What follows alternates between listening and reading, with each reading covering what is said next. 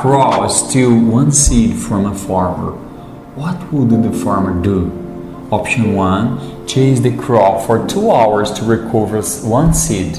Option 2. Ignore the crow and plant 500 seeds in those 2 hours. The crow ate one seed. The farmer planted 500. Each seed is equal 1,000 seeds. 500 seeds is equal 500,000 seeds. The crow is still cheering. The farmer built an empire. Who helped the farmer?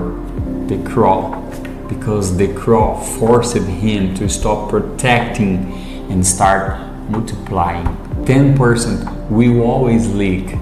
The question is, where is your energy? Protecting the 10% or multiplying the 90%? Even idiots help you grow. Follow for mental patterns that change everything.